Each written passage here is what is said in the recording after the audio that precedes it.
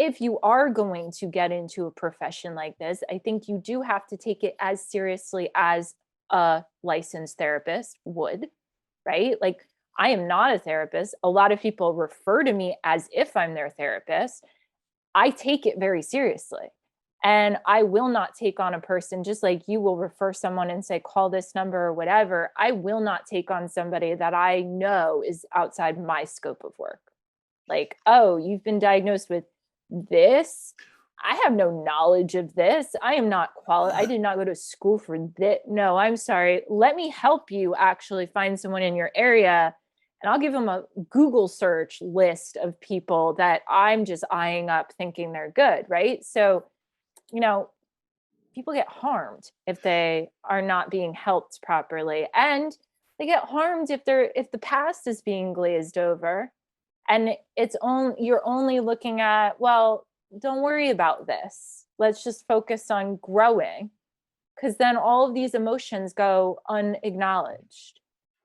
And that creates, in my experience, medical problems, mental health problems down the road where people are like, I don't know, everything seemed fine. Is it?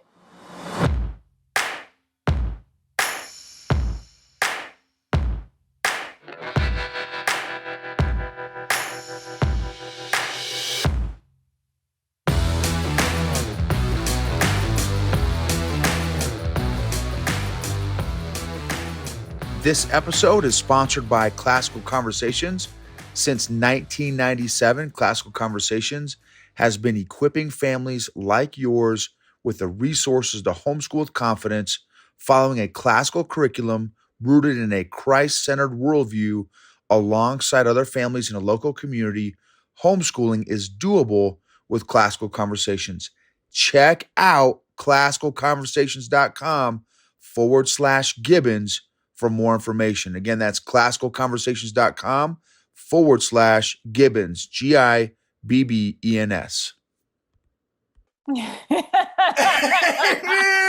what's up? How are you? I'm doing great. How are you doing? I'm doing great too. You know, I think I told you we put the fun in dysfunction, you know, my family of origin. Have any of your family like taking any ownership and started to grow emotionally at all based on all of your growth, or no? It's interesting because I was actually just thinking about this based off of a comment I just got on my newest Instagram post. We'll speak to like my parents, right? Specifically, my mom will often do this thing of like, she's like my biggest cheerleader. So, you know, and I truly think it's genuine support. Like, she's proud of me and she's happy for me and she sees how I've grown. So she's very much like, even on Instagram, in the DMs every day, responding to everything, applauding. But I think because she hasn't worked through her own stuff and she really doesn't even know where to begin because she is almost 70, it's just been kind of stuffed down for decades, that there's this hope and desire to do that. And she sees that change in me. And so that's where I know it's like this genuine happiness for me. But she doesn't get out of her own way or feel, I think, often like she's capable of doing that herself. So when you point it back at her and you're like, hey, you could do this too, like you can grow too, she'll be like, I don't have anything wrong with me. You're like, okay. Or another wild one is like when she'll comment or like DM me and applaud a post that is definitely coming from an experience I had with her directly.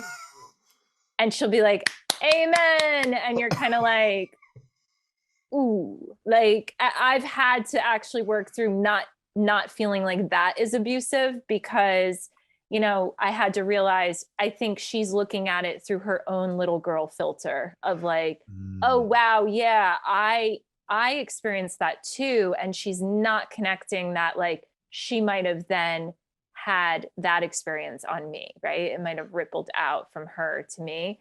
So it's interesting for sure. But like, that's the level. Right. we'll say. Yeah, got it. Yeah. So yeah, no, that's super interesting. Have you ever, so this is funny, I didn't even expect to even kind of talk about this stuff. I just recently took a 1 day leadership course through this guy wrote a book called Emotionally Healthy Spirituality. And it Okay. says the tagline is it's impossible to be spiritually mature while remaining emotionally immature. And I'm like, that's fire. That was really, I guess insightful and totally applicable to me and my own kind of faith journey and stuff. But one of the exercises that we did that I've never done before is a genogram. Have you heard of this? I feel like I've heard the name before, but I don't know what it is. It was fascinating.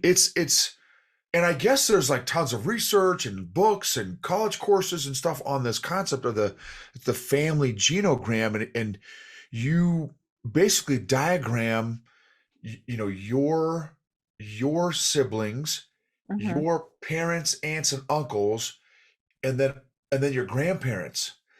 And then once you kind of draw all that out, then they have this legend with, okay, if you had, if there was a divorce, if there was a separation, if there's distant relationships, if there's poor communication, if this relationship was cut off, if there's Oh, a death. my chart would be a fucking hot mess. Are you That's kidding? right. We'd run out of room for the little symbols. It was fascinating, and so once you draw it all out, right, and as and thankfully I'm sort of self-aware, not anywhere near your level of depth Don't and compare, insight, but yeah. but it was like, so one of the questions was, okay, once you draw your family out, all the different dysfunction and all the different stuff, then you do 2 to 3 descriptive words to describe each person in the family, right? All the way up to the grandparents and stuff, and then also 2 to 3 words to describe the marriages within the different, within your family structure and stuff. But the whole thing, you look at it, you do all of that stuff that I just got done saying through the eyes of your 8 to 12-year-old self. Ooh. And it was fascinating. I was like, there's I saw all these trends on one side of the family. So on one side of the family, very controlling people, Mm, super super controlling. Then the other side of the family, there's really no relationships to even speak of. It's a very shallow, very very distant kind of relationship structure on that side of the family. And then it got me thinking, like, well, what led to those two different dynamics? What led to a whole bunch of people being super controlling? What led to a whole bunch of people being super distant and have zero kind of relationship connection at all? Right. So it was fascinating to kind of see, fascinating. Yeah.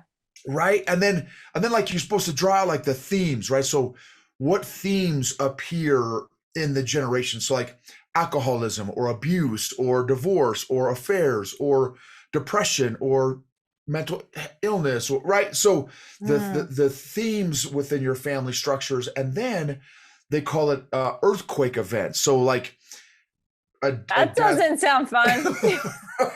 Well, and the whole point was like, it's intentionally not looking at the positive of your family, because we have an emotional tendency to kind of not look at the negative side and or brush over and or not learn the lessons from from our different families of origin. It was a Mm. fascinating exercise. I just wondered if you'd ever done it before. No, I haven't, but it sounds a little overwhelming to me and fascinating. But I can say, like, in my own work on myself, I often will go backwards in my head of like, okay, I see how my mom treated me, so I can only imagine how my nana treated my mom or my mom's relationship to her dad was. But I'm speculating based off of behavior patterns because I can say, like, I've either blocked a lot of it out or I was so unaware at the time. Or, I mean, quite frankly, I was probably in survival mode a lot of the time. So I really didn't know what was going on. Because I had a really great relationship with my grandma, but based on the way my mom and I have always kind of like butted heads, I'm like, ooh, you and Nana did not, did not. And I've seen like when my grandma was alive, I've seen a nasty side of her. So I was kind of like, okay, I see that you've got that in you. I have it in me if I let it out, right? We know what we're capable of, but it does make me wish that now I still had all of my grandparents alive because they're all dead. Mm. So it would be fascinating to me standing here now if they were still alive and I could then witness the relationships play out because I think it would give me a greater understanding. Not so much, I don't even think of myself, but more so my mom or my dad and them, and then have more compassion for them because sometimes I'm just kind of curious, like, what did you go through to make you Right. behave this way? Yes. Yes. What so lots of questions. So when I we just talk to you, I'm like like, we're just oh, like let's just go, we just dig right, there's not even like a hey, how we go, hey, how are you, okay, here's the depth. We let's just go jump deep. right. We're like the two people that dive into the deep end and we're just like, it, I don't know what the water temp is like, I'm just going for it. What have I learned about people in relationships through my coaching? Yeah, what insights about people, and relationships have you extrapolated it or learned, I feel like from. it's reverse. I feel like it's reversed, and that's why I'm probably struggling with like and repeating your question over and over because I feel like for me it's the other way around. I feel like I live through things, I grow from things, I pay attention to my relationships. I then kind of embody that knowledge and try to implement it into my life. And then a client shows up who's like needing that shit. So Hmm, like I would say I gain greater understanding of the things that I've already kind of like been through or learned, or I find new ways to explain those concepts or teachings because of the clients. Like there's this necessity that I have in needing to speak to people because I get more inspired to then go back into my own life and kind of like pay closer attention. But yeah, I think it's reverse. Honestly, I don't think it's like I've learned a new concept or I've gained greater insight. I feel like that sounds so arrogant to say, but the truth is that it's like I've been through some shit and I dig through it and I make sense of it and then I'm able to put it into words and see it in somebody else when they bring me their situation. got it. Yeah, totally makes sense. That's very much, a lot of the principles and concepts that I either come up with or apply in my coaching. Mm, Same deal. Okay, well, how did this work in my life? Okay, how is this related to that, and kind of connect some dots and stuff. yeah. Yeah, that's interesting. Yeah, that's an interesting. So I agree. That's kind of how I do it as well. And the other comment that, man, has stuck with me since our last conversation. So I'm pursuing right now my professional coaching certification, Okay. but I've been coaching for 20 years. Right. Right, and I've probably got 7,000 hours of one-on-one coaching and probably another 3,000 hours of group facilitation stuff. So then why did you? Great question. So there's a government contract that works with that has coaches for senior Army and senior Air Force officers. Okay. But in order for the military to work with coaches, they have to be ICF certified, International Coaching Federation Yes. certified Okay. on one of the three levels. And so background military, I thought, okay, that might be a good fit. But I've got corporate clients, so it's not like I need to. But your comment that you made has just resonated with me, and I actually, the gentleman who was going to be on with us today too, Dr. Mark Mayfield, he's a certified clinical psychologist or something like that. He's like, man, I think that I am going to get into coaching. He said, but I can't, like, so counseling is looking back in someone's life, coaching is kind of looking forward in someone's life. Mm, And I'm like, he's like, I well, do both. I, I feel like you have to for real change. preach it, sister. And when you Yes. said that, right? Because you said that the last time, like, well, yeah, that's why I've never gotten certified because I can do whatever I want to do. And I'm like, because that's how I coach. I want to know your childhood. Now, this is my disclaimer. So if you're going to, and let's say I'm coaching you and you're telling me some stuff about your childhood, and then you hit maybe a real tough memory or a tough emotional injury that you had, maybe some degree of trauma or abuse, and hey, Amy, if you don't feel safe right now and talking about this is a pretty big emotional injury, then I'll say, hey, Amy, please feel free to call 1-800-counselor or therapist Yes. to get help. But otherwise, like, and that's how I coach, is finding out, because for me, I connect them like, oh, well, Amy, that's because of this is why you're behaving like this Mm-hmm. today, right? Like for me, it's Because that's the root. The root is backwards. The growth is forwards. But you can't really grow through the majority of our emotional or behavioral struggles if you don't know where it came from. When I started like 2014, like coaching, like life coaching was not as popular as it has become. It was like just kind of taking off. And so I remember a lot of people were more spiritual based. And that's kind of how I started. Like I kind of marketed myself towards like, I'm a spiritual teacher.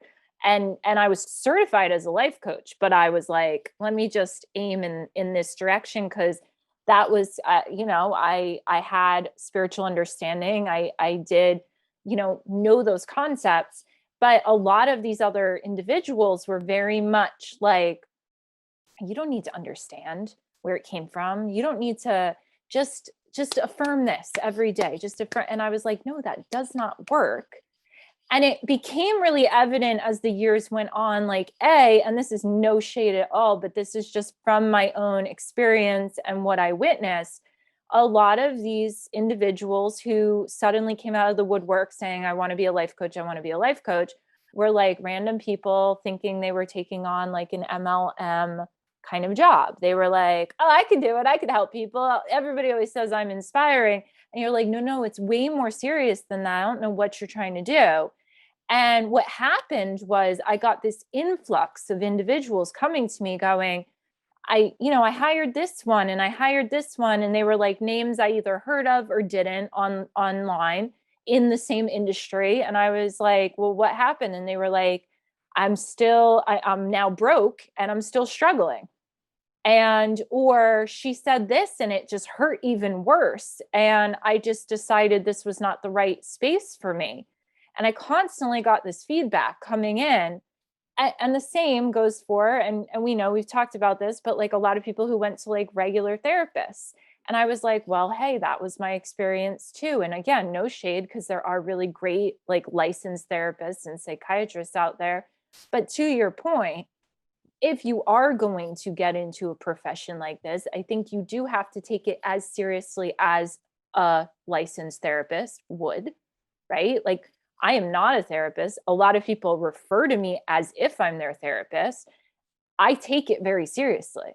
And I will not take on a person just like you will refer someone and say, call this number or whatever. I will not take on somebody that I know is outside my scope of work. Like, oh, you've been diagnosed with this. I have no knowledge of this. I am not qualified. I did not go to school for this. No, I'm sorry. Let me help you actually find someone in your area. And I'll give them a Google search list of people that I'm just eyeing up thinking they're good. Right. So, you know, people get harmed if they are not being helped properly. And they get harmed if the past is being glazed over and you're only looking at, well, don't worry about this, let's just focus on growing, because then all of these emotions go unacknowledged, and that creates, in my experience, medical problems, mental health problems down the road, where people are like, I don't know, everything seemed fine. Is it? is everything fine? Or did you never actually address that trauma that you experienced when you were like 10 years old? That's right. That's right. Totally agree. And I remember the last time we spoke about your experience with a Mhm. very, you said, "Hey, this is how my therapist responded." Like, and I was like, like, what on the You think too earth? much. It's You know what I mean? Yeah. it's Like, dude, like what is this? Am I getting punked thank right now? you. Like, Or that's like going to a doctor and going like, I have all of these symptoms, and they're like, sounds like you're sick. right, right. Yeah, Wow. yeah. Thanks, doc. Yeah. I'm so happy I paid that copay for that. Yeah, Thank you. that's right. That's right. That's right. And then the other dynamic, so me coming from the business code experience, right? I've read hundreds and hundreds of books on personal development, self development, and then the other big one, especially in that community, and even in the self help world, is visualization and affirmations and changing your affirmations. Man, and I was religious about my affirmations and reading my books and PMA, positive mental attitude, and all the other hocus pocus stuff. But none of that stuff worked because of all my emotional dysfunction. I would self sabotage. I would, self hatred, self condemnation, insecurities, imposter syndrome, toxic positivity, right? All this stuff. And for me, it's like, dude, if you do not take the time and make the time to work through the under the surface stuff, the iceberg stuff, any change that you make is temporary at best. Yeah, it's a band-aid. Like, I mean, and to your point, like affirmations and visualization and all of those things are like tools. And I think people got like either misguided in the process of learning these, or like somebody didn't provide them the right amount of context and information when they were talking about it. Because like an affirmation is really wonderful only after you've addressed that insecurity. Like I used to stand in the mirror and stare at myself going, I am beautiful. I am beautiful. Like, believe it, Amy. And it wasn't until I was like, why do I not feel beautiful? Hmm. And I dug into that. Then I found some clarity. Well, because, in one breath, I was told I was beautiful by my mom and dad. And in the next breath, I was constantly insulted and criticized or body shamed or whatever. Hmm. And so I got a mixed message, and I would listen to people give me the feedback of, God, you're so gorgeous, Amy. And then I'd look in the mirror and go, well, I don't know what I am, because there was no consistent message coming in my Yeah. direction. So Yeah. of course, me standing there going, I'm beautiful, I'm beautiful, I'm beautiful, I'm beautiful, I'm beautiful. I used to journal it like a psychopath. Like I would write out an affirmation, not just like 5 times or 10 times, like they sometimes recommend. I would write pages, like lines down my pages in my journal, like all day, every day. Anytime I felt anxiety, I'd sit there and I'd write, and then I'd wonder why nothing was changing in my life. And why did I have to put in so much work sitting there writing these things and saying these things? And it was like, when I realized, well, maybe you should just like get honest with yourself and like ask yourself some questions, get a little curious, feel into things, cry a little, let it out, make sense of it, and then move through it. I don't have to. I mean, I grab my journal when I need to make sense of stuff. I grab my journal when I need an outlet, but I don't have to sit there every single morning religiously and write 100 pages of affirmations just to feel good to go about my day. Yes, 100%. Well, and I so my scripts, my narratives, my negative, unhealthy narratives, I found them changing as I got healthier emotionally. Yes, that's the other Almost, thing. almost like by default, almost like without me, like, okay, I'm saying, like you said, I'm fat and ugly or whatever, right? And it's like a lot of that self-hatred, self-condemnation, insecurity stuff just started to kind of evaporate and Mm, dissipate the healthier I got emotionally, the more of the healing I got from past and all that kind of stuff, and the more discovering of the origin stories of the emotions I found a lot of that stuff started to dissipate and disappear just as a result of Yeah, it's getting like a that emotional. byproduct. I'm happy you Right. said that because that's what right? That's like what it is. When you can't beat self-respect into yourself, you know? That's You excellent point. when you learn, oh wait, I just speak up and like tell somebody what I need. And then if they can't give it to me, I have to just like, you know, respect that myself. Then you start to feel respected. And you're Mm, like, oh, okay, I guess I don't need, you know, my affirmation cards telling me constantly, I deserve to be respected. I deserve to be respected. It just seems like a little bit like the whole toxic positivity type stuff where it's kind of like this bypassing of and I think honestly it started with a whole bunch of people online saying I can help you and then trying to build a business, so trying to find quick and easy ways to market and make money. And what's the easiest way? Well, here's a deck of affirmation cards and I'm not going to explain to you really how to use them. They're just going to make you feel better, and then suddenly everybody buys them and thinks, okay, I'll just flip through my deck every day and I'll feel better.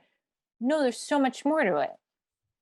well, and it's a lot easier for me to pay you $20 to get my deck of affirmation cards than spend an hour with you working on my junk, like going through my emotional junk. Like, Yeah. let me take the $20 and get my little affirmations, and and then So I you feel realize, like I'm doing something for right? myself when really I'm not really doing anything at all, but kind of just like biding the time until this gets worse. Yeah, that's exactly right. Okay, you said something else that is like your content that you share on your Instagram is just like it's it you are so it's fascinating. You know, like every one of your posts, I've got to like brace myself. Like, okay, like I'm not trying to blow smoke up your What nose. Like, a review. Like what a review. Can we just like clip this? I'll just like constantly put this out on my social media. Hold on. Hold on. I don't need anybody else to tell me about my content. Noble's got it right here. I have to brace myself when I no, it's so like it is like so deep, man. I'm like just what and like and when you do the like two or three in a row, I'm like I can't take it. It is it is a like and maybe it's because just where I don't have like emotional muscles big enough yet to kind of handle each of your things. But like each one is such a massive, powerful, like poignant insight about something, right? And so one of your areas that it seems like you have really dare I say mastered, and you can maybe disagree or whatever, but just it is the area of boundaries. And Mhm. for me, same deal. So I didn't know what a boundary was 3 or 4 years ago. Never even heard of it. Had no idea what boundaries were. My family of origin, there's no such thing as boundaries, right? Yeah, boundaries is not on the chart. That's right. That's right. And so, same thing. What happened to me was as I got healthier emotionally, all of a sudden, I I would get a request or something, and I would say, well, I said, well, let me think about it, and then no, I'm not gonna do that particular thing. And I was like, whoa, did I just say that out loud? Like, can I say that? Like, I just said the N word. I just said no. Like, Mm. oh crap. But it wasn't like number one, I didn't know what boundaries were before my emotional growth. Two, if someone would have told me before my emotional growth, no, but just set up boundaries. Number one, how do you even do that, right? With Yeah. no emotional healing and emotional growth. Two, but three, okay, let's just say in an avatar faking the funk on the nasty dunk world that you can say, okay, here's this boundary, here's that boundary. There's no way you're going to be able to enforce them. No. right? I may say, okay, Amy, this is my boundary, and then all of a sudden you step over. I'm like, okay, that's fine, because I wouldn't have the self respect or whatever to honor my own boundaries. So it wasn't until I got healthier emotionally that I was able to start not only setting boundaries but enforcing those boundaries. And Mm. the third thing is not caring what you thought of me for my boundary and enforcing my boundary, which for, again, a people pleaser addict, right? People was my crack. That's crazy talk, right? What has been your process, or help me understand boundaries better, and like, what are some nuances around boundaries? How does one develop boundaries? Find out what hurts you. Like, Oh, he's like, damn it, I embraced myself for that one. oh, okay, wait. Just pump the brakes for a second. I gotta Yeah, yeah, process that. So, yeah. okay, find out. Okay, so I'm putting myself in my emotionally clueless days. Uh-huh. If you were to say, okay, Noble, it sounds like, let's say you were my coach, and you're like, hey, Noble, I don't think like you've got a whole lot of boundaries. Find out what hurts you. I don't even know that I would have been self-aware enough to know, like, I'm not even sure how to even understand that comment. Find out what hurts you. Like, what do you mean by that?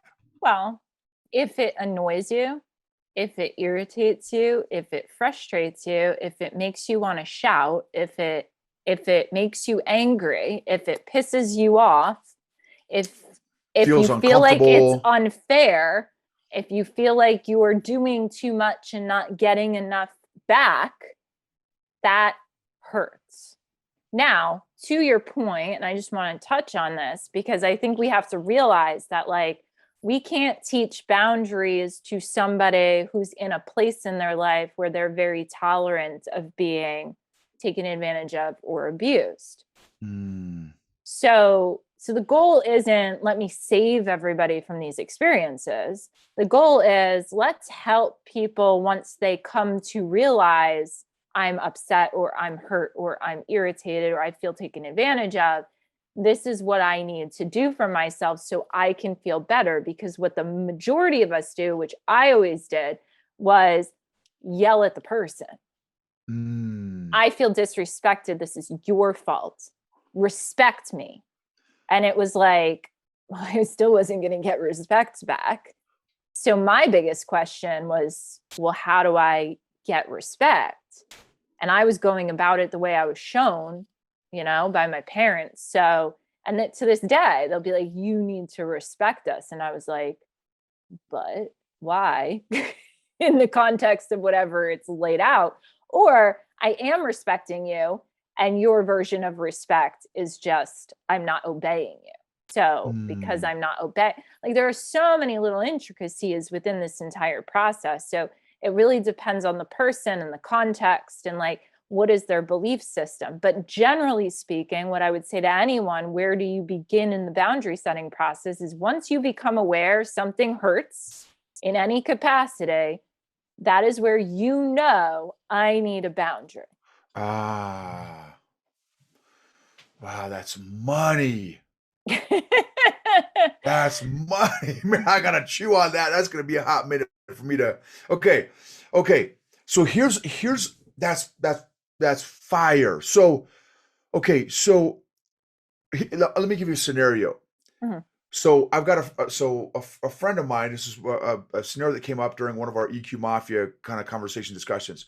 So this gentleman, so the family gets together for Thanksgiving, and there's a particular family member in the extended family, sister-in-law, I think it's sister-in-law, that is hardcore controlling.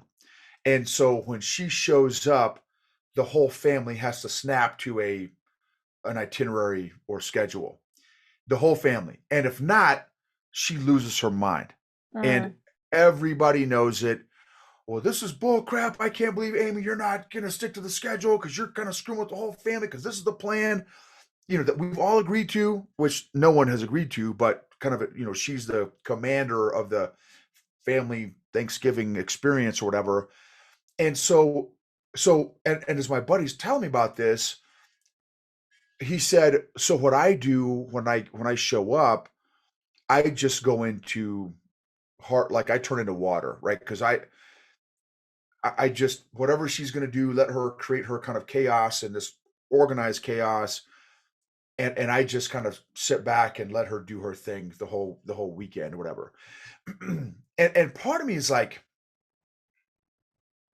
well, why do you respect her boundaries, but you don't think it's okay for her to respect your boundaries? Like, in other words, like, why don't you stand up to her and say, "Hey, McFly, I'm not I'm not going to show up at 1:30. I'm going to show up at 1:45 because I'm taking a nap right now," or right, or whatever.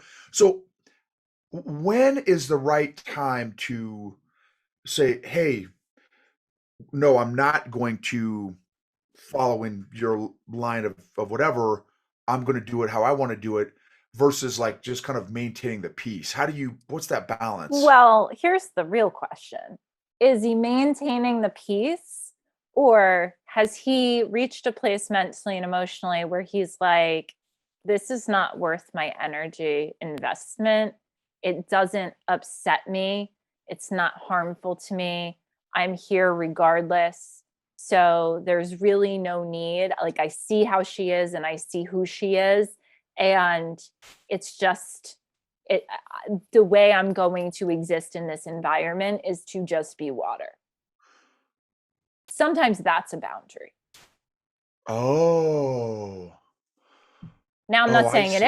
is, but I'm giving you a different perspective, right? Yeah, no, that's Like excellent. a great example of this is like, so this is a real story. So Thanksgiving at my family's, um, I'm my mom's daughter. Phil is my boyfriend. So, of course, his dynamic with my mom is probably going to be a little bit of an easier one because there's not this attachment, there's not this history. But he's just, he's got a different background than me. He's got different exposure to healthier people than me. And he doesn't have pent up frustration or, again, the accumulated traumatic experiences that I've had with my mother. So he and her have a really rather decent type of interaction with each other, even when she's doing what I would label the most annoying shit ever. Like the shit that I am constantly wanting to speak up about, even lecture her on, why are you doing this? Like, don't you realize like that's inappropriate? You can't say things like, sometimes that's where I want to go with her. Let me teach you, let me mother you, because it seems like you are not getting it. He is just very much like, it almost looks like he placates and pacifies the situation. But the truth is, and because I had a conversation with him about this, he walked into Thanksgiving and my mother didn't greet him, threw an apron on him. What apron do you want? Was his greeting, which was jolting. But he, with a smile on his face, was like, I'll take the red one, and put the apron on. And she immediately was like, season your sweet potatoes. And like, she thinks she's being social and she thinks she's being funny. And I'm saying this from his perspective because that's how he communicated this to me. He goes, yeah, it was a little bit aggressive and in my face. He goes, but the way I look at your parents is that I actually feel bad that they don't always have the skill set to understand that their behavior is maybe inappropriate or uncomfortable. And they're really just trying to be nice and they're really just trying to be social and be included. And so I look at them through that filter. And instead of me getting annoyed or angry, it allows me to then just kind of smile and go with the flow because she's not doing anything really harmful. Is it awkward and irritating and a little weird? Sure. But if anything, I have empathy for her and I feel bad for her. And the same with my father, right? But my brother and I were in the other side of the kitchen. Like, the fuck did you just do? And my brother was like, his eyes were bugging out of his head. Like, what is she doing to him? And I was like, he's fine. Like, I trust him. He knows how to handle them. And that's kind of how this went. And like later, after the holiday, he was like talking to me about it, and he explained all of what I just said to you. And I was like, huh, I wish I could get there. Like in many instances, I wish I could with my own parents and I do. I will say I'll give myself some credit. Like the bulk of the time now, I am able to kind of step back. But by default, there are many times where I step into that environment and I go right back into this role that I have always played with them. And it allows me, when I'm with him now and I see him interact, it reminds me of like, I don't have to like, lecture her. I can just kind of allow the weirdness to happen and mind my boundaries at the same time. And that has made for an all around easier experience for me, because to fight back with a very difficult person who is unwilling to grow is really just counterproductive. Awesome. That's great. So yeah, that's excellent. That's excellent. So yeah, that's great. So because one of the other dynamics in that it's another great scenario of some of these different pieces. What I've noticed not only for myself but for other, for a lot of my coaching clients is because they're becoming more aware of their own emotions, they're also becoming aware of other people's emotions now. And as they're growing emotionally, they're much more aware of other people's lack of emotional growth. And so y- the way you kind of describe that scenario, that's, true story, the challenge of somebody that has more awareness, let's say maybe more emotional intelligence, dealing how to d- deal with low EQ people, people that don't have that again don't have that whether it's self-awareness or social awareness. um and then how do you interact with them? And it's great, so Big Phil, he's got empathy, right? So Phil also, to his credit, has a master's in counseling, and I think I might have mentioned that too on like one of our first combos. So, like he doesn't do that for a living anymore, but he obviously has that education in him and has done an enormous amount of work on himself as well. So, he has this level of maturity.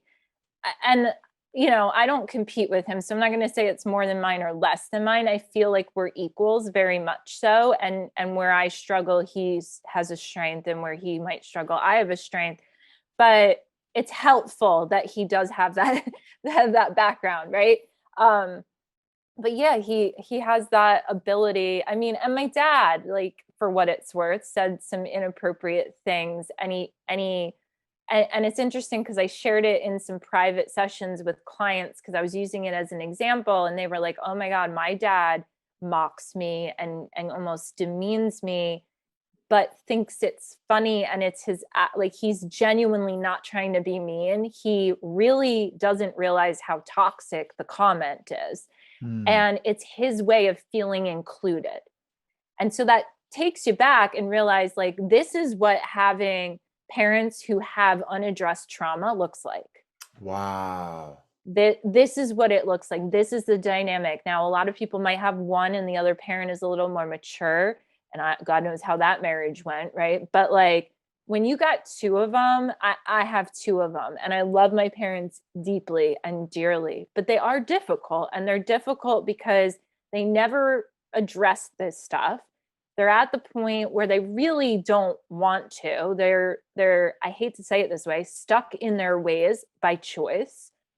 But, when when your father says something inappropriate to your boyfriend about you, and you are seemingly like, oh my god, if he was not here right now holding my hand telling me this is a joke, I would default to being like, how fucking dare you? But I was able to just like deep breath, kind of walk away from it, And then somebody else in the room said to him, like, you hurt her feelings. You can't tell your daughter's boyfriend to take out the trash and point at her. Like, you cannot do that. I laugh, but I will be honest, like, it's those comments that hurt. I had a very honest conversation with my father once, because I was making a point to visit them every week and like check on them, make sure everything's okay, spend some time with them. And every single time I went, the first thing out of his mouth was, why are you wearing jeans with holes in them? And he would like criticize the outfit in his own quirky, snarky, sarcastic way. And that's his personality. But he's also like, he doesn't understand that that's actually a very disrespectful, mean, abusive thing to say to people. And I looked at him one day because I had had enough. And I found myself actually picking out my outfit that day based off of what would shut him up. And I was like, this is annoying. This is so annoying because, like, I didn't really have many pairs of jeans without holes in them. And I was like, how am I going to go here anymore? So I finally looked at him and I was like, listen, I go out of my way to come spend time with you because I want to. You don't even say hi. How are you? I missed you. Thanks for coming. Good to see you. The first thing you do is put me down and insult me. And not for nothing, but I don't love your Eddie Bauer jeans. You just don't hear me criticize them every time I see you because Mm. they're on your body. You chose them. And so, I respect that that's your taste and this is my taste. And luckily, you don't have to see me every day. So it shouldn't really bother me.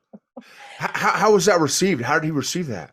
He looked at me, and this is the thing that I've come to realize is like, I have to, it's on my own timeline, right? I have to get to the point where I'm tired of it and then I'll say it, because if I base it around his reaction or his potential reaction, that's hot and cold. There have been days where I Oh. have looked him dead in the eye and said, that really hurts. Would you be okay with another man speaking to your daughter that way? And he gets angry and escalates and goes, oh, come on, give me a break. You know, I was kidding. You're so sensitive, and storms away. And then there's other times where he will look you dead in the eye and of concern, look at you and go, that is not what I meant. I am so sorry. You know, I was kidding, right? And you're kind of like, I get it that you think you're kidding, like Mm. that's funny to you. I'm telling you that hurts me. Mm. And so, that's come a long way. When I was a kid, it was just, you're too sensitive. Now, what's interesting, and I know I'm going on a tangent here, but That's I great. feel like this is fascinating. A lot of people will kind of stop there and go, well, Amy, your dad abuses you and gaslights you. Like, you should get away from that. Well, no. Like, if I'm triggered by it, and if I'm ill-equipped to speak up for myself or find a way to manage my emotions or the way I'm behaving with him, then yeah, I'm going to get the fuck away from him and not have that interaction or be exposed to it. But if I'm capable of understanding and really moving through that pain, that like, hey, like, I don't have to internalize this. It's not okay. I can speak up about that. If it continues, I'll set some boundaries around how often I see him or how often we talk. But truthfully, when I was able to have that conversation, he has never made another comment about my outfit ever again. Mm. And I'm not going to say that that could hold consistent across the board. If I were like, you can't really call me trash to my boyfriend, that's not nice. Right? Like, I don't know, he might default to that in the future because that's his way of really, he isolates and then he needs to feel included, so he quips something off that he's like, this is sarcastic, and you're like, that's inappropriate. Like, there's Mm. there's no punchline to that. Can't call that a joke. That's not funny. But you're dealing with someone, once again, that's the emotional intelligence factor. You're dealing with somebody who has unresolved shit, who was probably spoken to this way as a child. So for me to have to like break through all of that, that's not something Yeah. he's necessarily open to. So at a certain point, you're just like, okay, you know what? I'll find a way to cope with this, address it or not address it, and move on. Well, and also, nor is it your responsibility to be his therapist or his coach, right? I mean, you know, Facts. that's, so yeah, that's great. That's excellent. Excellent. So many great points. Because sometimes I just, I don't, as I'm learning to work within these new boundaries that I'm kind of operating in and learning how to develop them and kind of adjust the distance, and okay, maybe that's a little far, or maybe that's not far enough, or just kind of figuring kind of what that is, and then when when is the right time to communicate my boundaries versus just, okay, this person is just not tracking. They're not emotionally aware, and they are not going to do anything about it, even if I do address it. So then, okay, if that's the case, then I can make a decision on, okay, maybe I need to set up a new boundary. We're just not going to hang out as much or as often, and maybe I communicate that, maybe I don't. But as long as I have the ability to, man, what was the verbiage you used? As long as I have the ability to, manage my own emotions and have the ability to identify and enforce my own boundaries, Hmm. I can choose to still be around my family as long as I feel comfortable and safe to again to manage my own distance, if you will, because some people aren't. But the fact that you at any point can say, okay, dad, this is too much, I'm out, or Right. whatever, right? But you have that ability at any given moment, at any given time, to okay, no, this is I've told you, I've said this 3 times or whatever, like now I'm done, like I'm not playing the game Yeah. I think it's context based too. And I think people seem to forget that, right? Like, you're not going to handle every person in your life the same way, even if it's a similar issue, right? Like, there might be a friend that I'm willing to have the conversation with because I've seen oh from my experiences with this person, like, hey, they're actually willing and to grow and open to this type of conversation, whereas I might have another friend who has shown me time and time again they're going to blame everybody else, they're going to play victim, there's no openness to change. And so mm, what I do with one might be different than I do with the other, right? I might have a conversation with one, I might just determine in my mind something needs to shift on my end here and maybe back off, right? Or maybe put in less effort and kind of see how it transforms. So I think we also have to always keep that in mind when it comes to boundaries, is it's a case by case basis. And I'll say this to people, like, the way I manage my stuff with my parents is not the way anybody else has to manage their stuff. Like, this is my individual choice to be to continue relationships with people. Whereas for Susie over here, she might have a similar experience and go, I don't want that around me at all. And it's like, respect. You don't need to have that around you.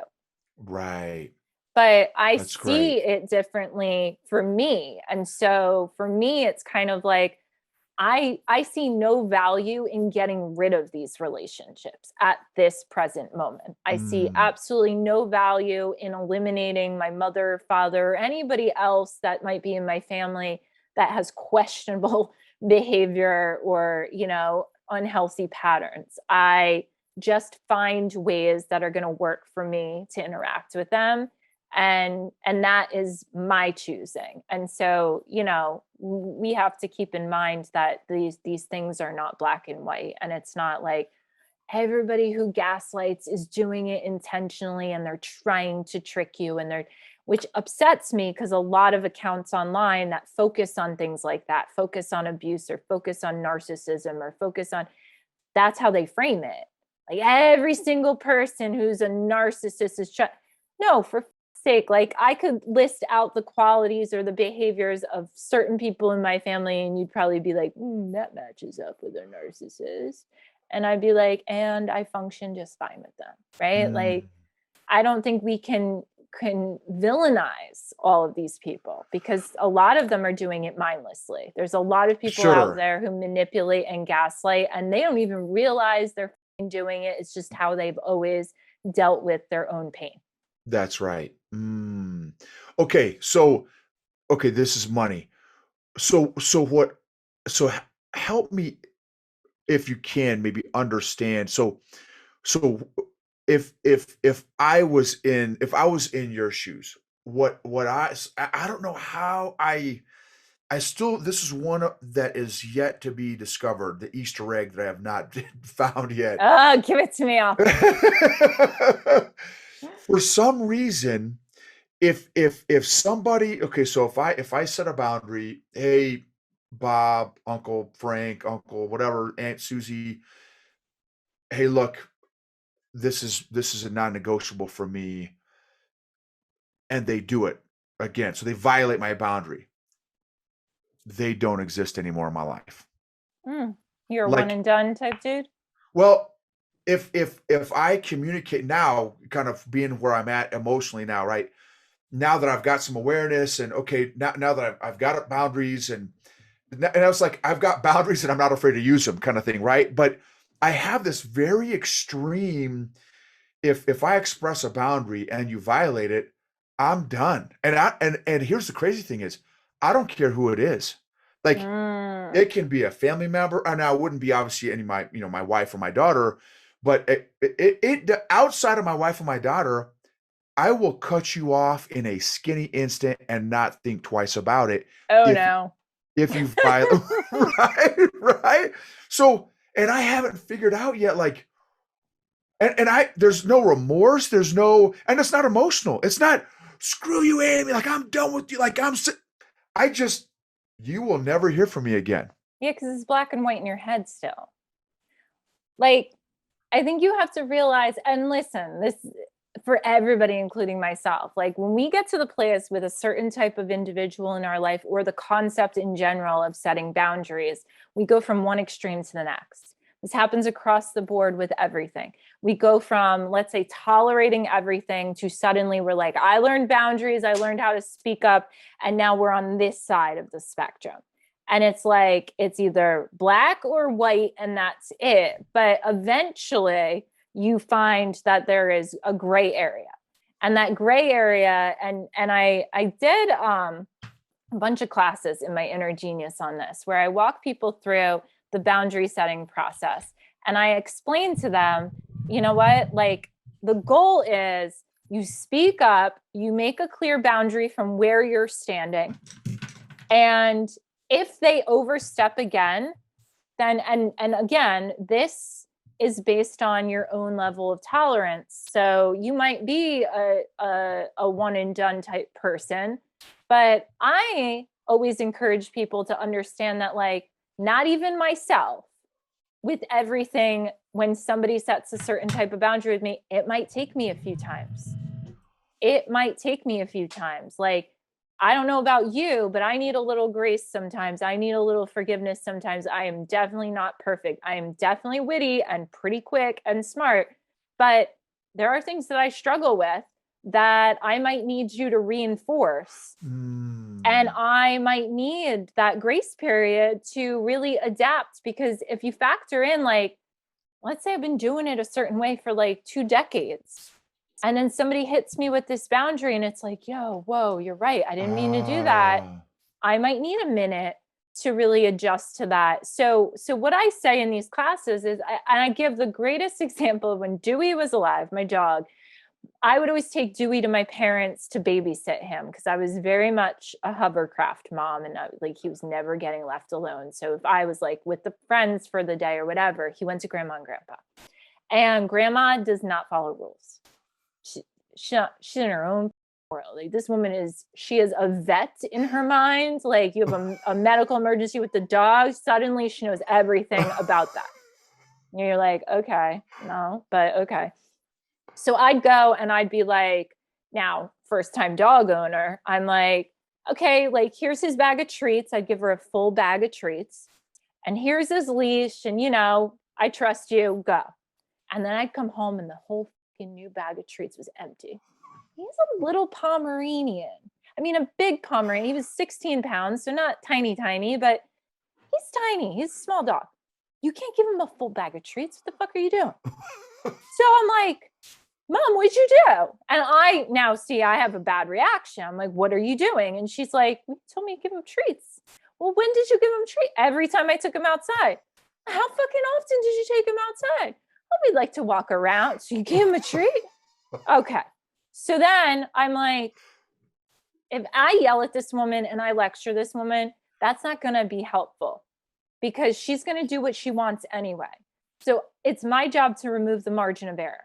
And that's the terminology I use. So basically, the next time she had to babysit after that, what I did was I was like, okay, lesson learned.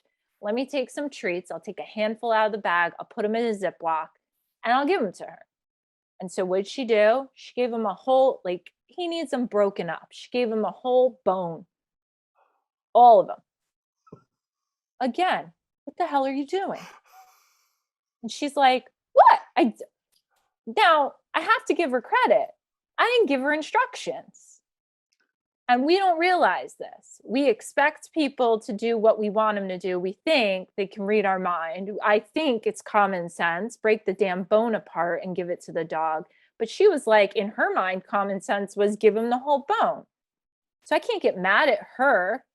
So I was like, okay, that's not what I want either. Let's remove it a little bit more, right? Like, so I started out here and now we're just going inward. So the next time I was like, gee, I'm a genius. I got this.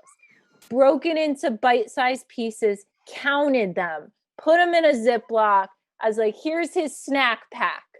There's 15 in here. That's all you get. Bite-sized pieces. No problem. She did exactly what I wanted her to do. Now, he didn't overeat. He wasn't going to choke on something. It was all fine. But that's on me. It's kind of like you go to IKEA, you get some furniture, it comes with instructions. Sure. You buy a phone, we might know how to use it. It comes with instructions. Yeah.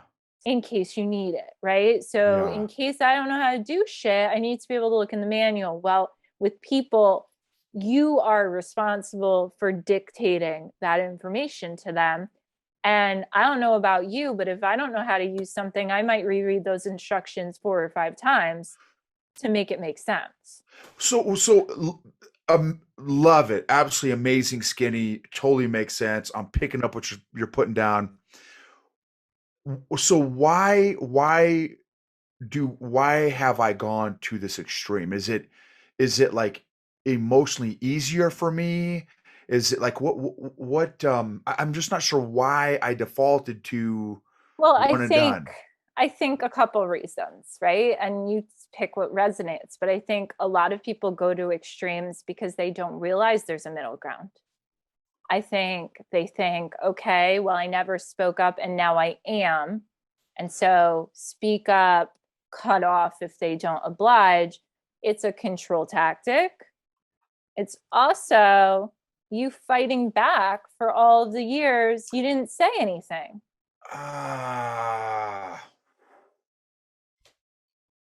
There it is. It's that one.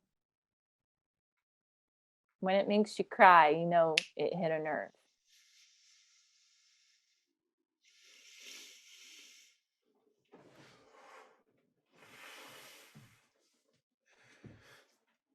Wow. Whoa. Wow, whoo. That's it. You nailed it. That is it. Wow. Wow. Thank you. Holy Hannah Montana. That was, wow. Amy, that was, wow. How do you get these deep insights? I don't know. Honestly, I don't think that's learned. I think that's just me. I get asked that quite often, but I don't know. I'm a Scorpio. I'm deep. I don't know. Well, I love deep too, but like your insights are like 10 stories deeper than where I'm getting. I want to develop, my awareness to, that's a gift. That's a superpower, right? To be able to, I mean, you nailed it. Wow. This has been 4 years I've been trying to figure this out and practice. You should have called me up 4 years ago. I would have told you. It's fine. That's right. Next That's Easter right. egg you have, you just call me up. I'll give you the answer. Well, I mean, that is so, man. I mean, and again, there's no doubt. I mean, you've got tons of gifts, but I mean, that is definitely a superpower to man, to just be able to, okay, it's either this or it's this or it's this, and obviously you gorilla stomped the one that was for me. So thank you, You're Amy. welcome. Oh my gosh, It's an wow, honor. that was It's a gift when it's very much this experience of like, I'm humbled and I'm grateful I'm able to help you, but I'm also like, there was no sweat off my back because that's just natural for like, that's just how I think. yeah. And it's just a conversation to me. So I'm just like, oh yeah, here. Wow. Wow. Okay, so oh snap, we are over, and It's I want to okay. be respectful of your time. So on another day when we do more Easter egg hunting. I'm ready. I'm ready. So the other one is that I'd love to get your insights on at some point is Careful, I'm gonna end up answering right. Ask me, because now I'm like, I got time. It's fine. I got time. is well, and I want to be respectful and honor your own boundaries too, right? And I don't want to take advantage of your good heart and your willingness and stuff. No, So no, just I'm good. just Ask me just another know. question. Okay. So the process of of I don't even know the right verbiage or the right grammar, but like, what's the process of getting unenmeshed in a toxic or unhealthy relationship? What does that process look like when someone is enmeshed to help them get unenmeshed?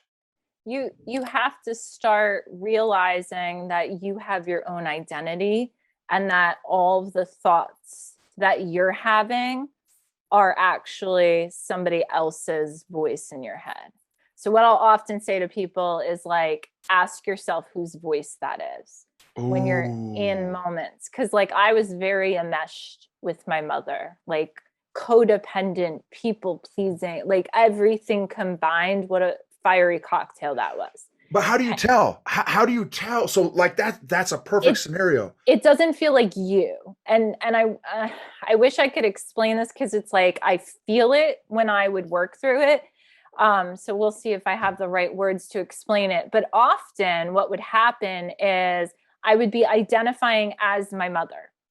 So you know how like you hear a lot of people say like I don't want to be like my mom, or I don't want to be like my dad, or I Yeah. don't want to act like this. And like that's kind of like how you feel. You start to feel like, oh my God, like this is how my mother handles situations. This is how she feels in these moments. Like I started to recognize that the reactions I was having, or the emotions I was feeling, or the things that wanted to leave my mouth were not actually authentic to Amy. They were coming from somebody else's identity. And so what happens is in that moment where you're like, who is this? This isn't me. Because this is not who I want to be, and this is not who I know myself to be. So who so as you pull yourself away, you're like, who do I want to be? So you go from identifying as that person. So that's what I would pay attention to is you Mm. have to recognize I'm identifying as this person, as their emotions, as their behaviors, at their mindset, everything. And then you peel yourself away to recognizing, and this is where everybody gets stumped. Oh my God, I'm my own person.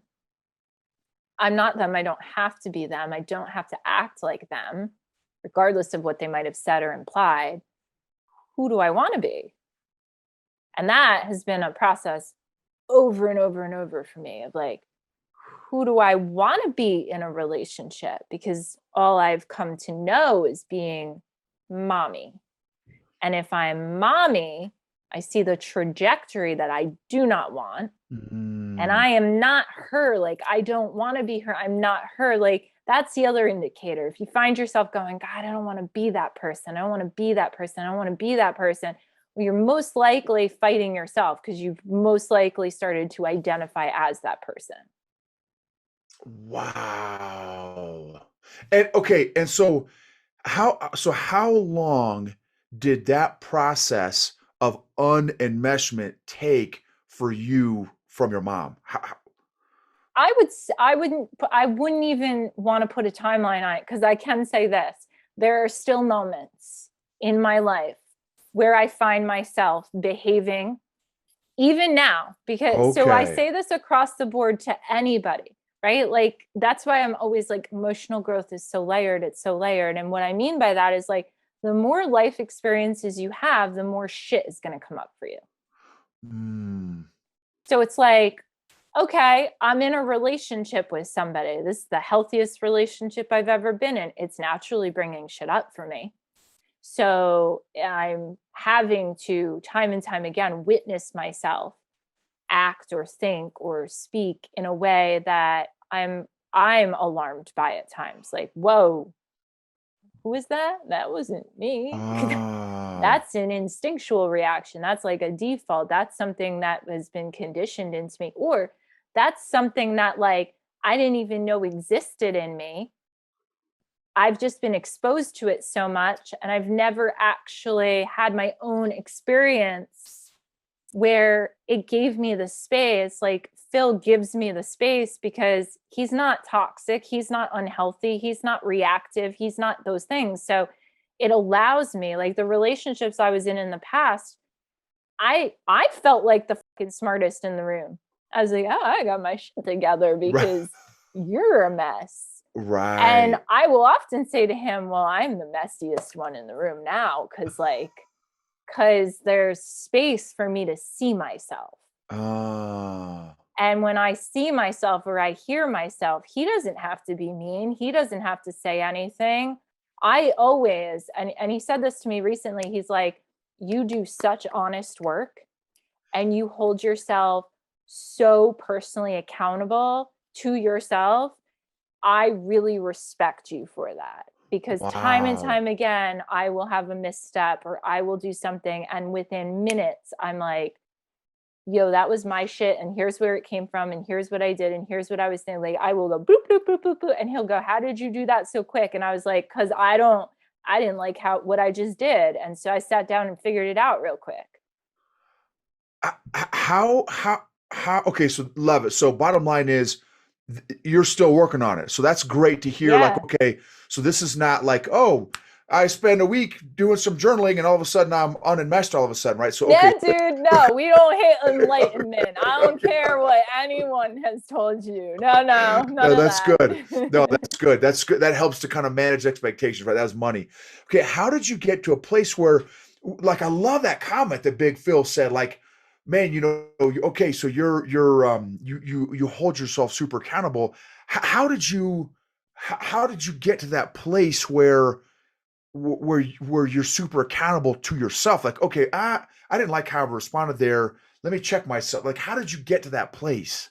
I think it was a combo of being around people that never held themselves accountable, that forced me into not only holding myself accountable, but also I was holding myself accountable for their bad behavior constantly. Like, that was my Mm, upbringing. It was like, it was never them, it was me, which is not good. right. But what it did instill in me to some degree was I had to check myself. And so when I started to realize, wait, other people have to be accountable for their behavior as well, then I was able to distinguish and kind of set up that boundary and go, okay, so all I have to do is check myself and my behavior. And they have to check themselves. And then what I do with me from there is on me. Like, that's got to be true to my character. So it was, I took a negative and really made it positive, we can say. I mean, really, Yeah, that's yeah, amazing. I mean, what an amazing quality. But again, to do it from an emotionally healthy place, right? Not, yeah. oh man, I suck. I need to get my poop in a group. No, like, okay, I chose course of action B. I didn't really like how that felt inside me.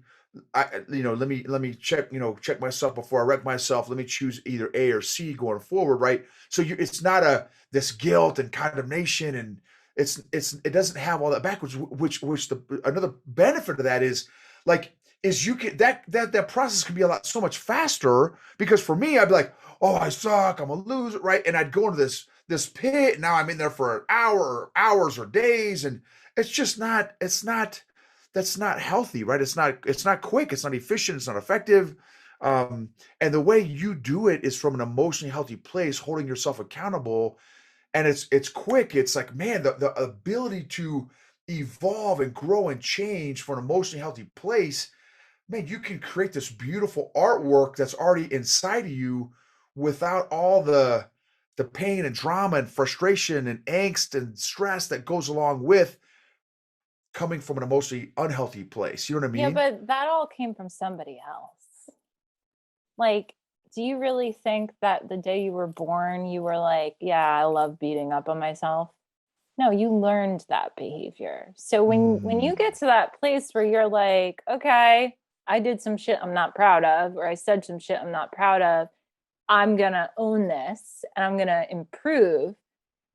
Everything in between, like, you want to feel those emotions, you want to validate them, you want to give them that space to be seen, heard, and felt, but it doesn't need to be riddled with somebody else's abuse that once mm, came at you. You know, mm. like, I was called stupid a lot for a very long time. I never call myself stupid, even when I make a mistake. I'm like, well, I didn't know, and now I know, and I will do Right. better. And I make damn sure the next time I don't do it again. Like, I'm that person. I'm like, Wow. oh, I fucked up. Oh, I said some shit. Oh, I had a bad reaction. Okay, I'm going to figure this out immediately, because I'm going to make sure this does not happen again, not just for my own sake, but for the people that I care about around me. I'm not messing around with, God, Amy, you're so stupid. Why'd you make the mistake in the first place? What an idiot you are. You help people for a living. How could you get this wrong? Because I have my own blind spots. I'm a human being at the end of the day. I try to be very transparent in the work I do, so everybody fucking knows, like, hey, she's still doing this shit too. Right. I and nobody at the end of the day in this position to help other people, I don't care what degree or level of education you've gotten, should position themselves as the know-it-all or the one who has perfected it. Like, the people who Mm. are like, I used to struggle and now everything's wonderful. No, Run. Yeah. shut the fuck up. Right. Yes. Well, and man, that's just so much more emotionally agile, right? It's the speed at which you can pivot and grow and learn and change is so much faster than how how I used to do it. But I love that. That is such a man. That is money. That is awesome, Amy. It That is does. It makes me awesome. money. It makes me good money. Yeah, right. That's right. That's right. That's exactly right. Amy, thank you so much. This has been Always. amazing. Such Oh, great iron sharpening and learning and man, just thank you so much. I totally appreciate. Thank you for all the work you've done and oh, you're just welcome. yeah, I totally appreciate it, Amy. Thank you so much. Thank you for having me. I love talking to you, so I appreciate this equally as much. Like, Awesome. Thanks, Amy. Have a great day and a great weekend. you too. Take care. Okay. Bye-bye.